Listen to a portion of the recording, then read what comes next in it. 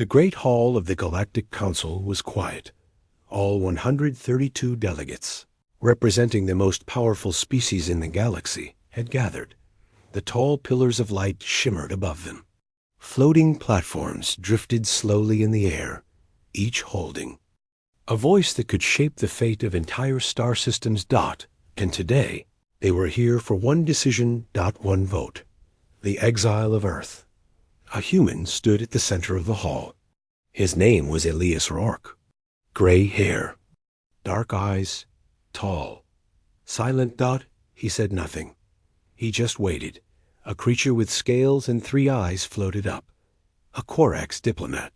She raised her long fingers and spoke with pride. The Terrans have disrupted the balance for the last time. War crimes. Expansion without permission. Technology shared with primitives. They believe they are above us. Others nodded. Whispers filled the room. The Jittern ambassador, a thin being of pure energy, spoke next. Humanity is unstable. They are. Unpredictable. Dangerous. A soft hum rippled through the hall. Each platform lit up, one by one, as votes were cast. Exile.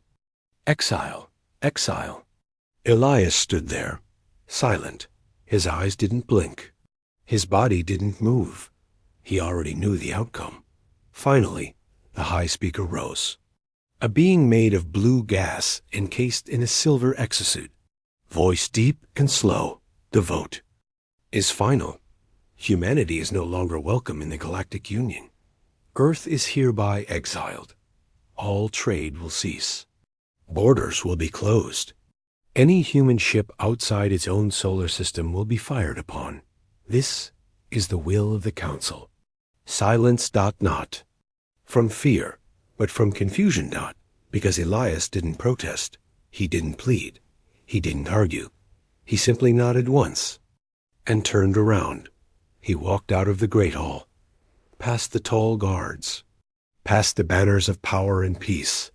His last words echoed only once, soft, calm, cold. Thank you. Outside, the news spread fast. Earth exiled. Galactic order restored. Some species celebrated. Others watched with quiet worry.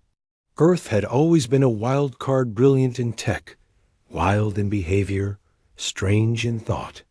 But now they were isolated, and they said nothing. No protests. No communication. Nothing. The Council believed Earth had been broken. 3 days later, a small mining ship picked up a strange signal from Sol, the human solar system. It was old. Very old. A frequency not used since Earth's last major war, 700 years ago. Protocol Zeta Vengeance activated. The miner's crew joked about it. An old defense code. Maybe a glitch. They sent a report to the Council. It was ignored. Just more human nonsense. In the asteroid belt near Jupiter. Something stirred. Among old rock, deep inside forgotten tunnels. Machines woke up. One by one. Black ships, unmarked, sharp, massive, hidden in silence for centuries. And above them, a red light blinked. Online. The first voice that returned was not human. It was something else. An AI. One that had never been deactivated, only buried. Fleet ID. Shadow Soul. Status. Standby. Orders. Await code trigger. And then the trigger came. From the moon. A small dish that hadn't moved in 500 years slowly turned toward the stars and transmitted a single word. Begin. The Council was busy. Debates, arguments, plans. None of them saw the change right away, but the traders did. One Varnak cargo ship tried to pass near the Sol border without warning. It disappeared. No explosion. No signal. Gone. Another ship vanished a day later. A scout was sent. It returned, but empty. Its crew gone. Systems wiped. A message carved into the inside hall in perfect Terran standard. You wanted silence. Now listen to what you've made. In the shadows of Earth's solar system, old things moved. The fleet that had been sleeping. was now active, but they didn't launch an attack. They didn't send threats. They didn't speak. Instead, they did something far more terrifying. They listened and waited. Back at the Galactic Council, a few species began to grow nervous. Why? Has Earth gone dark? Asked the Goal ambassador, his fat eyes twitching. They're finished, replied another. Humans always scream when they're desperate. They're not screaming now. That means they're empty. But not everyone believed that. A young scientist from the Telari race had been studying Earth for years. Her name was Vesa. She looked at the signals from Sol. She compared frequencies. She measured energy outputs. What she saw chilled her. Earth wasn't quiet because it was broken. Earth was quiet because it was preparing. She tried to warn the Council. They laughed at her. No species plans this well. Not humans. They are chaos, not machines. But far from the Council, on a cold moon orbiting Saturn, a human stood in front of a massive black wall. General Kara. Voss. Retired. Until now, the wall scanned her eyes, then her voice. Authorization Kara Voss. Black Shield Command. Code reckoning. The wall opened. Inside were weapons. Not just guns. World breakers. Nano storm missiles. Pulse disruptors. Fold bombs. Shields that could bend time. And behind them, rows of figures in metal armor. Not machines. Not people. Something. Between. Project Revenant, soldiers created to fight the war that never came. Until now, Kara looked at them and whispered, "Wake up. It's time." Somewhere in deep space, another ship moved. A prototype. Earth's last great creation. Never revealed. Never used. Until exile. The Oblivion's Edge. It didn't run on fuel. It ran on captured black hole. Energy. It had no crew. Only one AI. Name. Adrastia.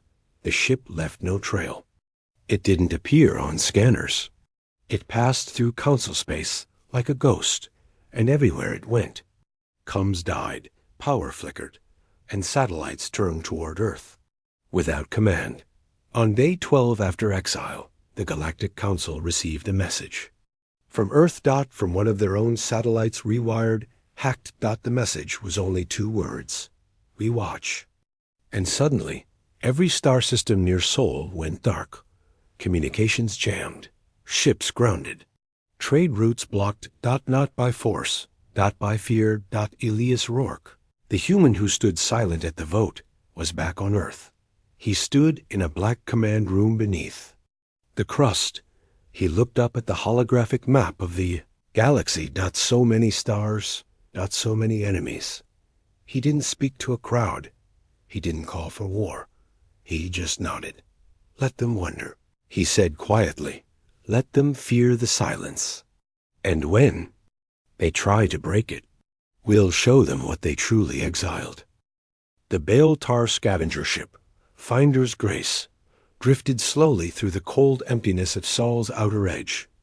Captain Vorik, a 4-armed insectoid with cracked plating on his thorax, tapped the console nervously. The ship's systems were glitching again. Lights flickered. Radar pinged strange readings. The crew whispered about Earth's exile and the growing rumors of strange vanishings near Sol. But Vorik didn't believe in ghosts. He believed in salvage. Earth's war debris, still floating across their asteroid fields, was worth millions. Bring us closer to grid-knowing. He barked. The ship inched forward into a dense cloud of rock and metal.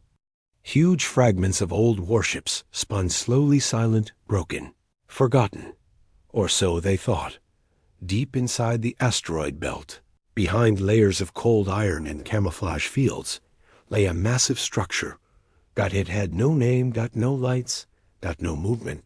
Until now. Pulse echoed silently through the rock. 1. Then 2. Then 10. Massive hangars rumbled open, hidden inside asteroids. Dust scattered. Mechanical arms extended. Engines, silent for 7 centuries, powered-up ships, thousands of them, black, angular, sharp like blades. No markings, no signal codes.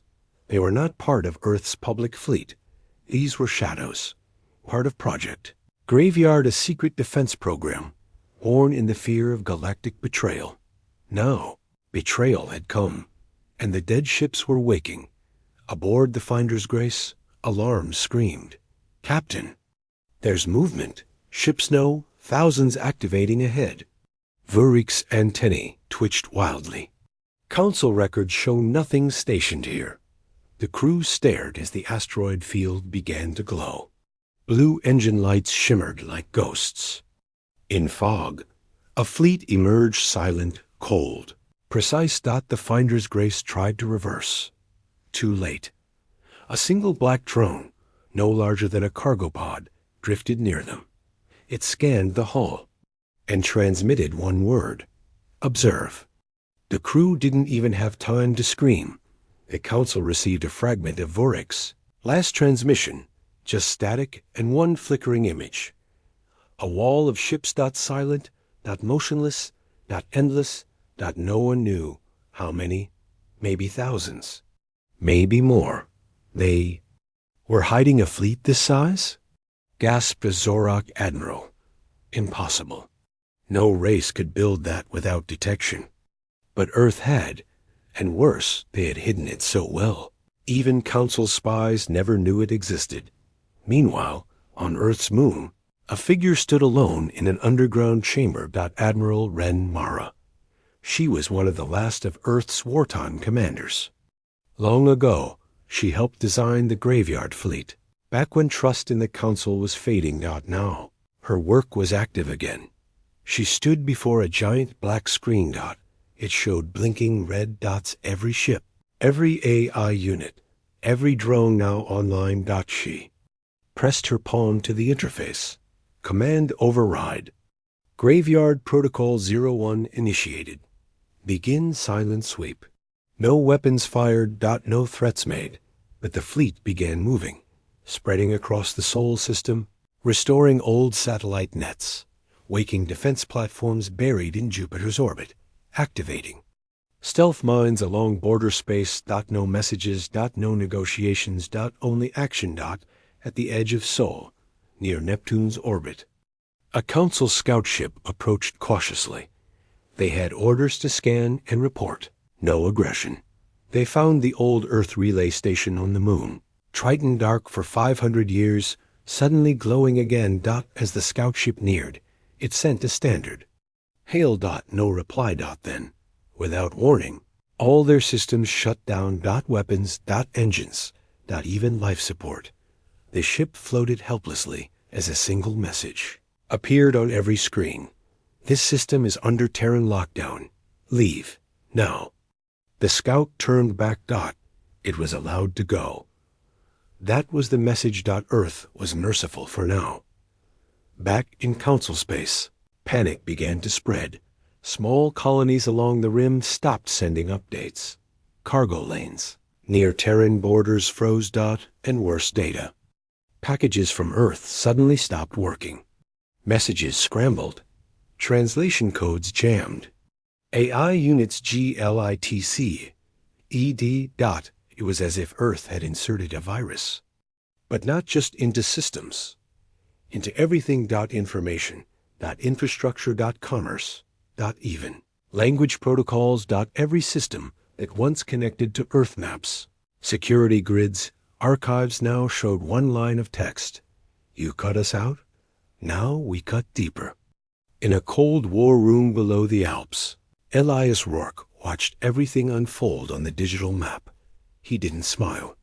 He didn't celebrate. He just spoke to the gathered officers. Phase 2 begins now. They will fear what we haven't done more than what we will.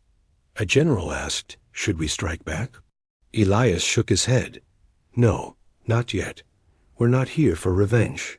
We're here to remind the galaxy why Earth was never conquered. In the deep space between stars, a human-built stealth cruiser codenamed Wraith 9 drifted past a Council war fleet unnoticed. Its mission wasn't to attack. It was recording. Studying. Learning. Then, without ever revealing itself, it dropped a data capsule behind. Inside the capsule, blueprints of every Council warship design, now updated with human-made weaknesses, vulnerabilities, and countermeasures. No message. No warning. Just facts. Earth was watching. Earth understood. Earth was not alone anymore. On a desert moon in the Carvac system, a group of exiled human colonists looked up and saw something that made them fall to their knees. Above them floated a black beacon. An old symbol, the Terran Phoenix. With it came a voice in perfect human tone. Earth rises. All Terrans are called home. Your exile is over. The colony burst into tears. They had been forgotten by the Council, but not by Earth. The graveyard fleet continued its silent operations. It did not fire. It did not invade. It simply moved. Territory by territory, Earth reactivated what was once theirs. Satellites, relays, deep space drones. And with each reactivation, another border of Council space. Dimmed. Information blackout. Silence. Darkness. One Council admiral finally cracked. We must strike. Earth is violating Council space. But others hesitated. Strike. Where? Against what? No one knew where Earth's true power now rested. It wasn't just ships. It was systems. It was data. It was control. Earth didn't just build weapons. They built tools of fear. And still, Earth said nothing. No declaration. No diplomacy. Just movement. As if the exile wasn't a punishment, but a key, a chance, a long-prepared plan, finally allowed to begin. In the shadows of the Sol system, the graveyard that had slept for centuries now stood awake. It made no sound, but its silence was a message, louder than any fleet. You thought you buried us, but we were seeds. 3 weeks had passed since the exile of Earth, 3 weeks of silence, and now, fear. Across the galaxy, news spread like wildfire. Ships gone, systems shut down, fleets moving in the shadows. Old Terran satellites reactivating in places. No one remembered. But the strangest thing? No one could see Earth anymore. The planet had vanished from all galactic sensors. Even the most advanced telescopes from the Council could no longer track it. It was as if Earth had folded itself out of reality. High above Mars, Council spy drone CZX-1 floated quietly. Its mission: watch Earth's surface and report any movement. For days, it saw nothing. Until today, a massive shadow passed under the clouds. Too big to be a city, too small to be a moon. The drone zoomed in and saw a wall, not made of stone or metal. A light wall shimmering, alive, pulsing like a heartbeat. As the drone tried to record it, its systems began to flicker. Temperature sensors failed. Gravity readings shifted. Then, a message appeared on its console. Not for your eyes. Then it exploded. In the Galactic Council Hall.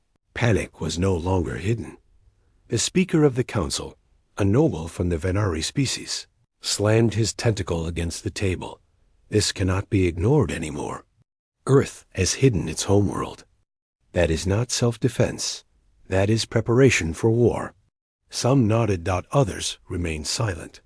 The Talari ambassador, a nervous scholar named Vesa, stood slowly. We don't know what they're doing, but I believe they are building something.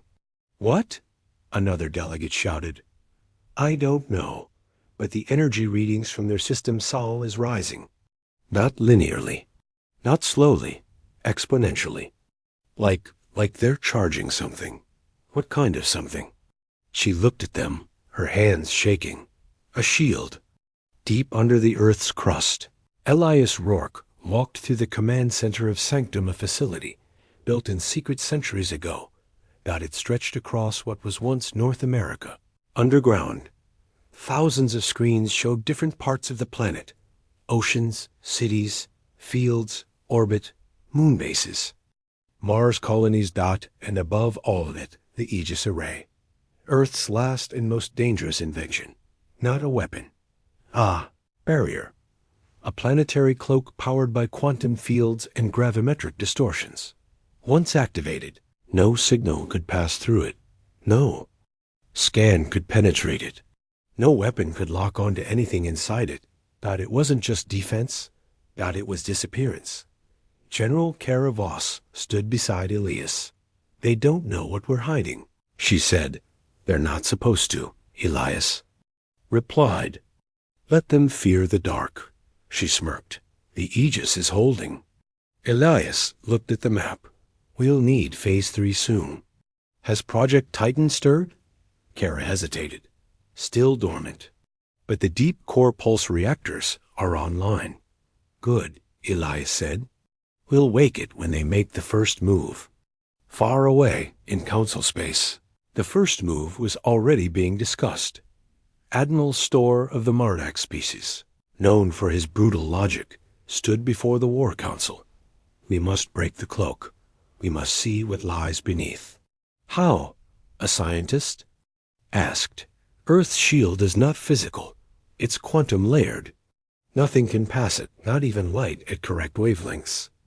Then we drop a stealth bomb into their orbit, Storr said. Blind fire. If we can't see them, we shake them out. The council hesitated. This was not a warning strike. This was an act of war.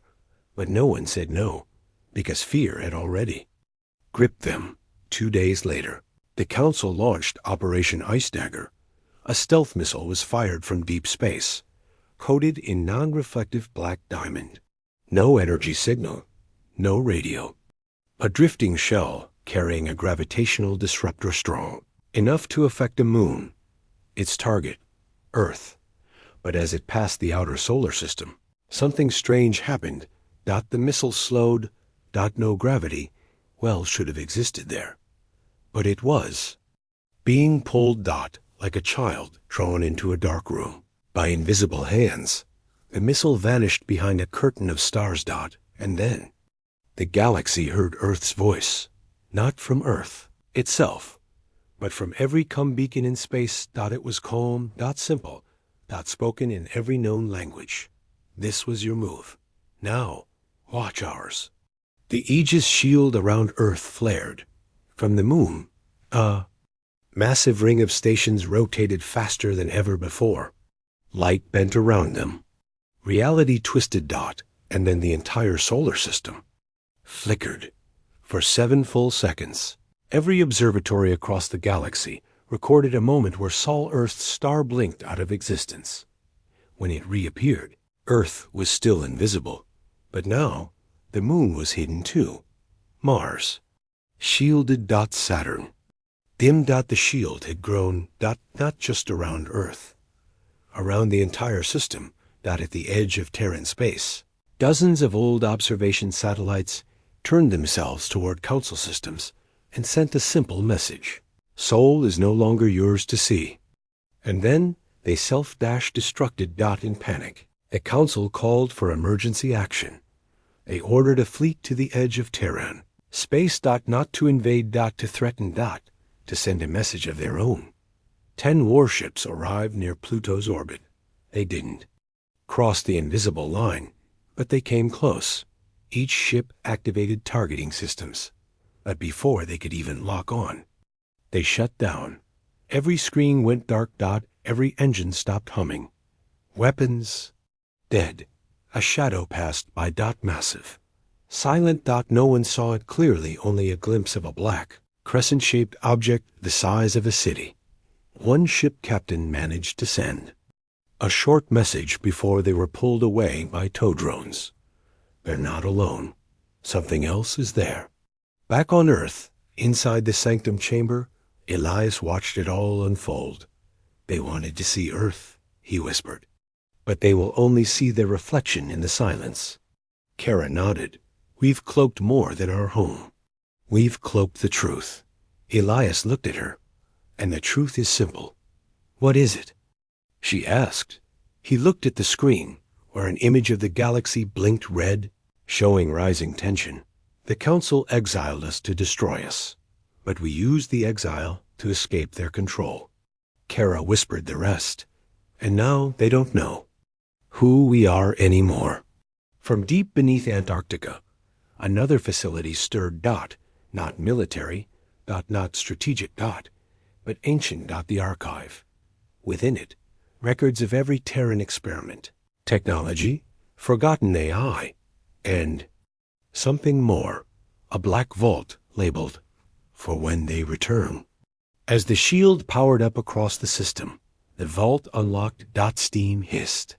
Lights came on. Inside, a single drone activated. It looked old. Rusty. But its eyes glowed red.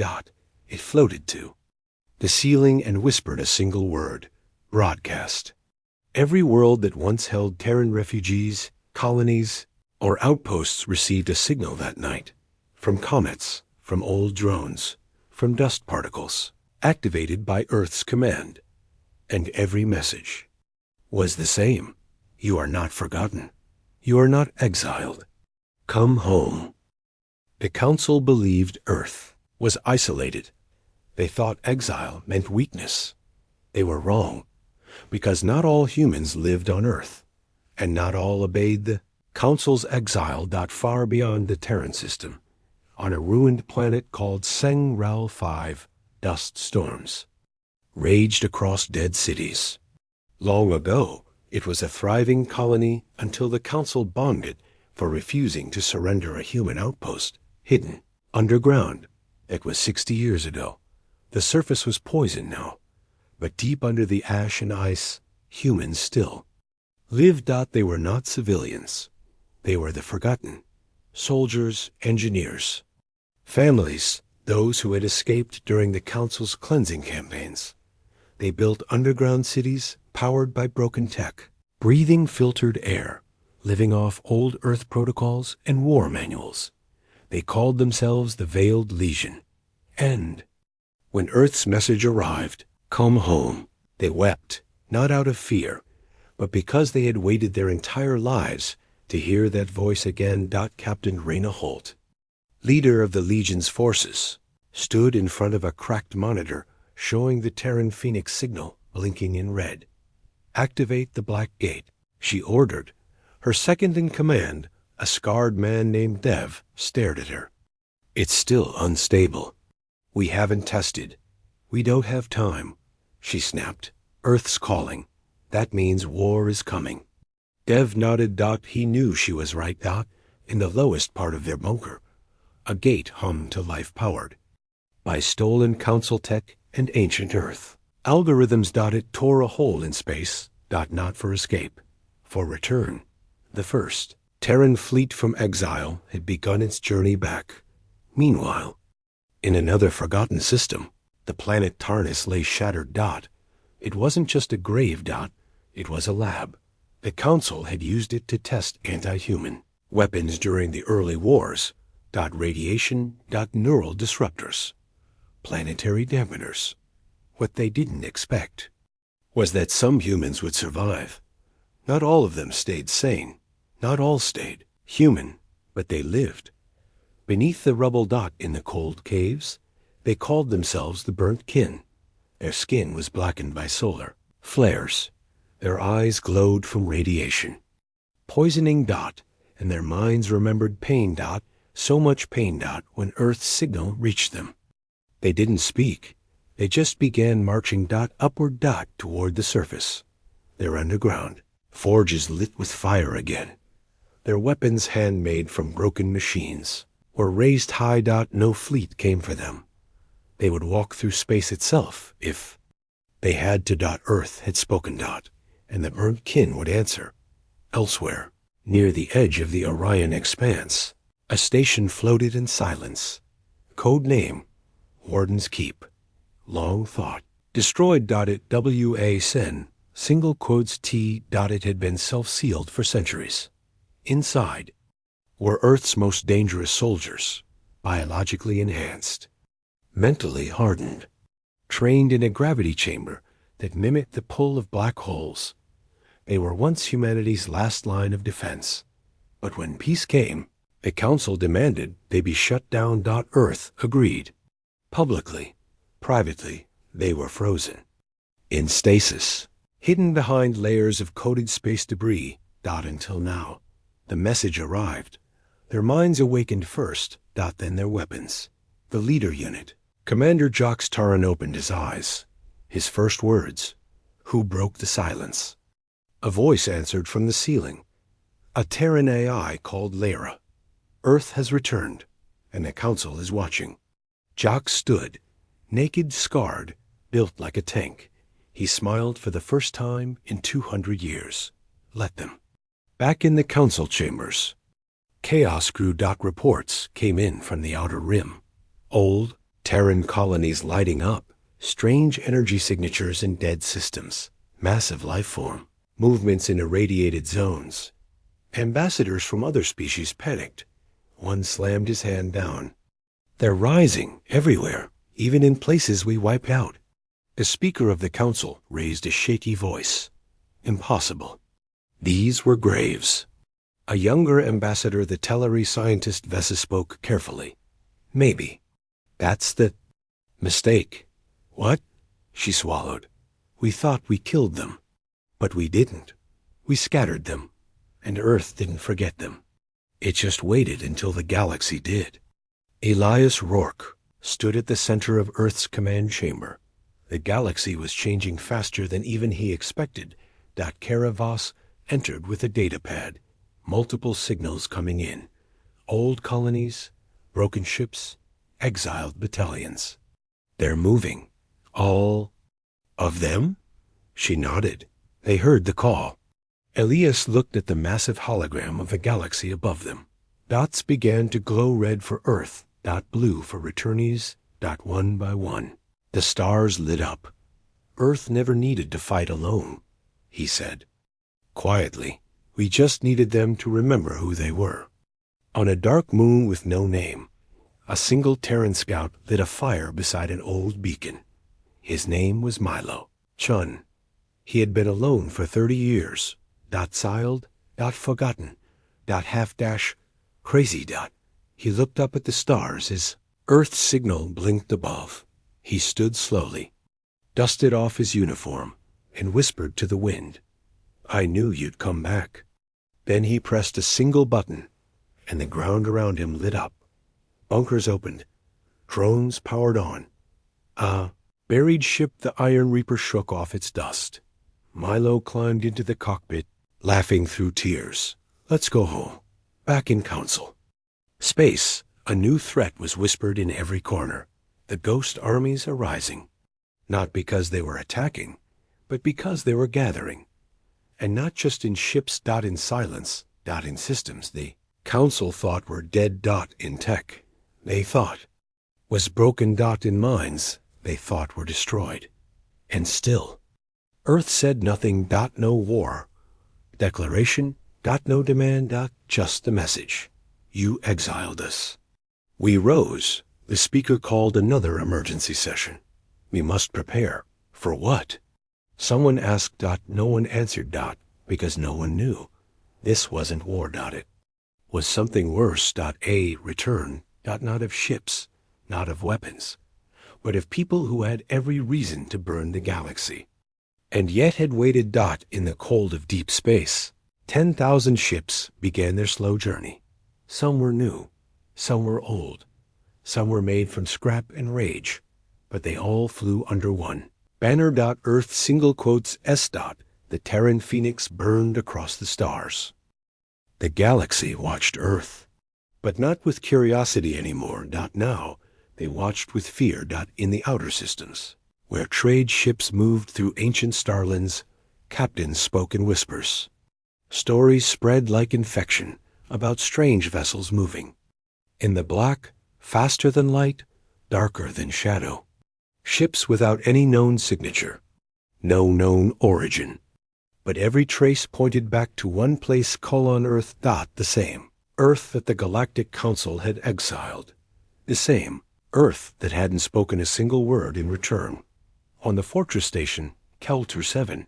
Admiral Roos of the Drevel Syndicate stood in front of a glowing holographic map. Dozens of green routes blinked across space, but 5 had turned red. Entire patrol groups lost. No distress signal, no wreckage, just gone. These were within secure space, Roos growled, near the Terran quarantine zone. A soft voice behind him replied, "There is no more." "Quarantine, Admiral. Earth is moving." Roos turned. His intelligence officer, a Hithari female, with 4 eyes and a reputation for never panicking, was pale. She dropped a small orb onto the table. It hummed. A projection unfolded blurry footage from a mining drone. At first, it showed nothing but black dot, then dash motion. A shape, massive and slow, like a predator stalking. Its body was sharp, layered in strange metal. No lights, no markings. But what it did to the asteroid field was impossible. The ship didn't dodge. It went through. Asteroids shattered into dust. The Admiral stared. "How big is it?" he asked. 3 kilometers long. And that's not the largest one. On Council Station Zareth, panic was being hidden behind smiles. Diplomats acted calm, but their private channels buzzed with encrypted alarms. Earth was building something, or already had. But how? The Council had sanctioned them. Their tech was locked. Their access was denied. They were cut off. "That's what we thought," said Counselor Myra of the Kevtal Union. "But we forgot something important. We forgot what humans do when they're alone." She stood before a room of leaders. None spoke. "We forgot what they do when they're desperate." The room remained still. "We forgot what they do when they've got nothing to lose." Her voice dropped lower. "We taught them silence. They answered with shadows. We taught them isolation. They answered with secrets." In a hidden sector far from the core worlds, deep in a gas giant's orbit, something massive began to stir. Its hull cracked open like an ancient beast waking. Light bled from beneath. Pulse moved across its spine. 1, 2, 3. Then silence. Again. No signal. Just one word etched onto a dead satellite nearby, scratched in metallic English. "Watch." Meanwhile, the smugglers and the scavengers started disappearing too. Those who flew too close to Earth's old trade zones didn't return. But one ship did.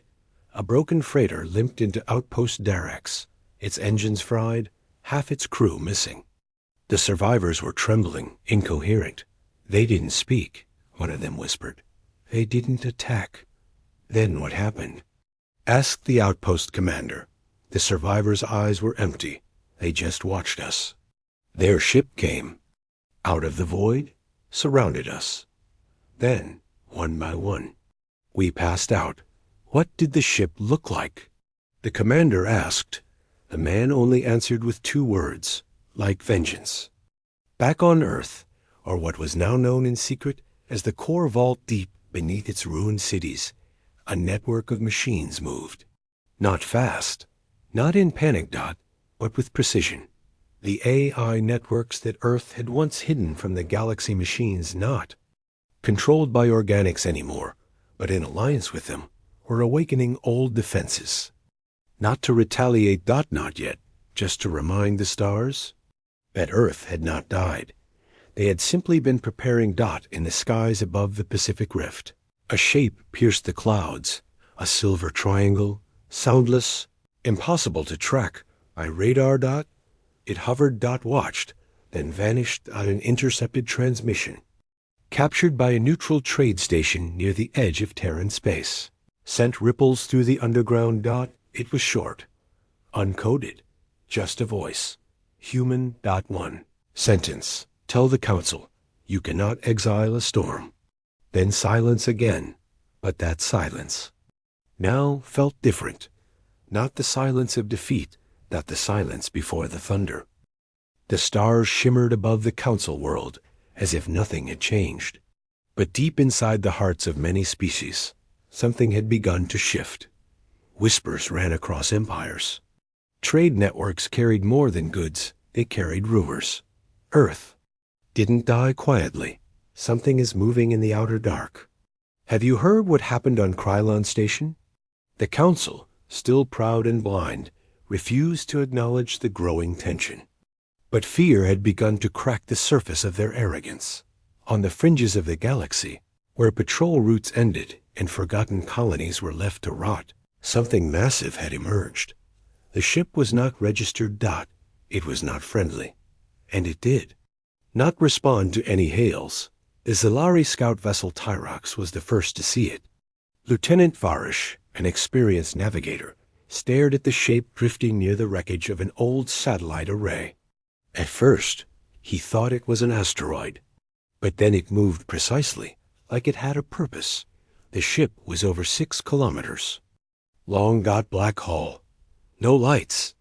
No engine glow dot. It was utterly silent, like death itself. And then the Tyrox vanished. No distress signal.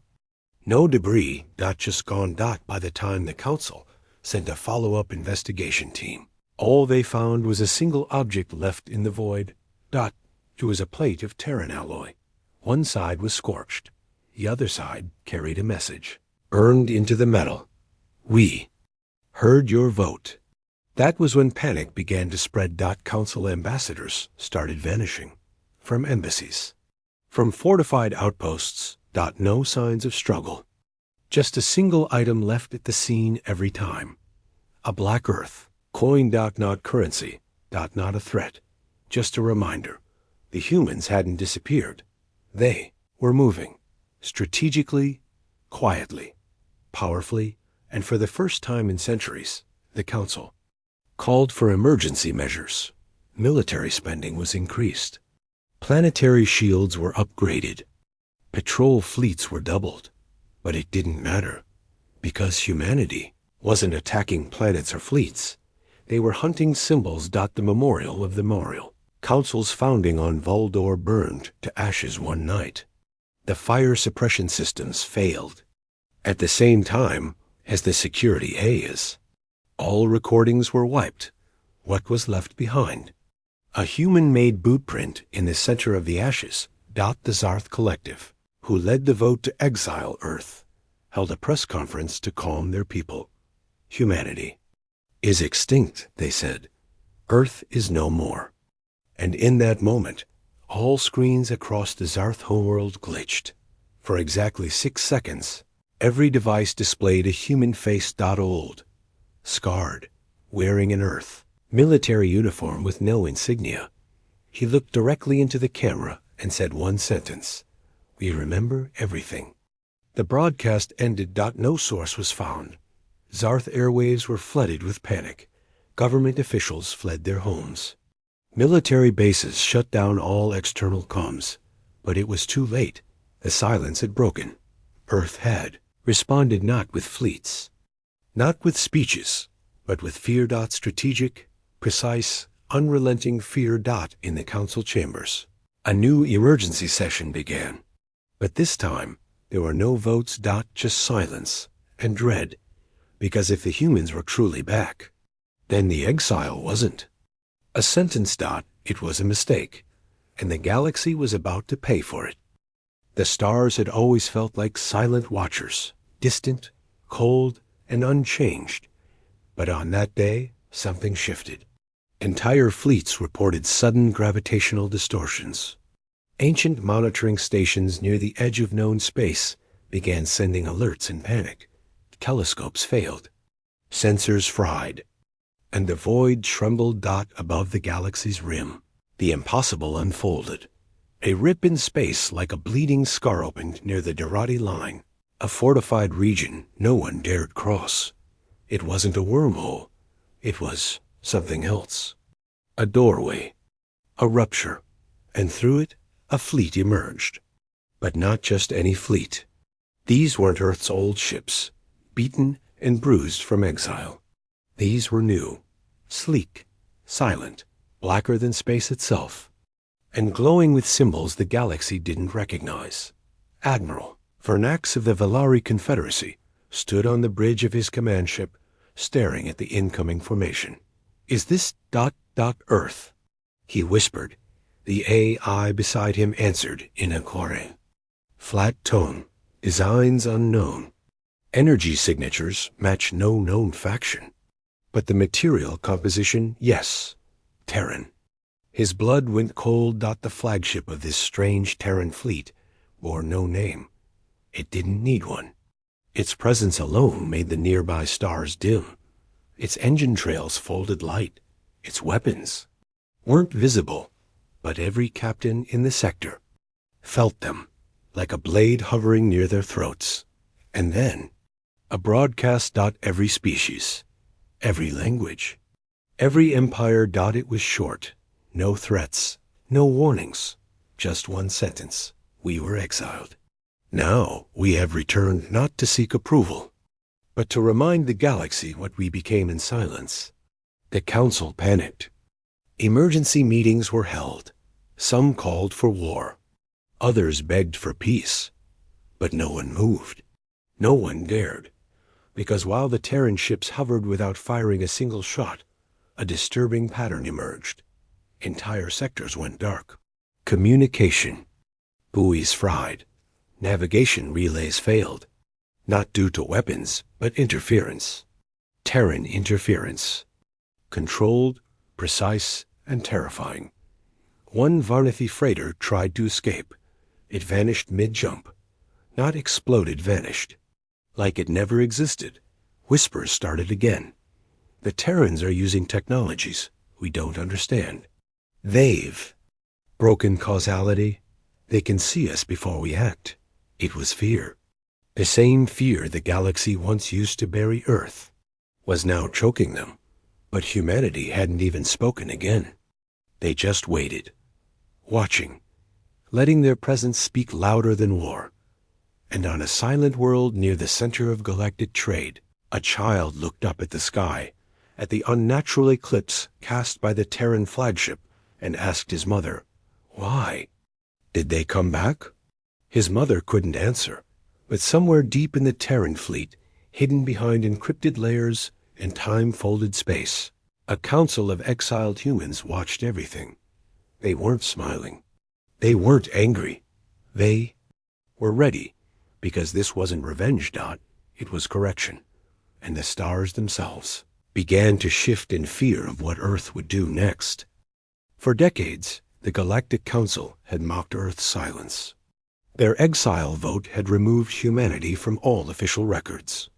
Maps were edited, databanks erased. It was as if humans never existed. But now, with the arrival of the Titan class, vessel Unity ascending, that silence had become a roar. The council met in emergency session. Panic clung to the air like static. Representatives of once mighty empires shouted over one another, demanding answers no one could give. Across the skies of 10 systems, Earth's warships had arrived without warning, without weapons drawn, but impossible to ignore. They didn't fire. They simply hovered.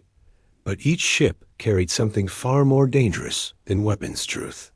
Council world after council world, massive holographic transmissions appeared. Not a threat, not a demand. Just history. Unedited. Unforgiving. It began with footage of the vote that exiled Earth, the very meeting where humanity was cast aside. Then came the betrayals, the sabotage of human supply lines, the covert missions to kill Earth's diplomats. The footage showed everything, names included. The galaxy watched in silence. Then came the message. A human woman stood on the screen, calm and clear. Her uniform bore no nation, just the symbol of Earth and a single word.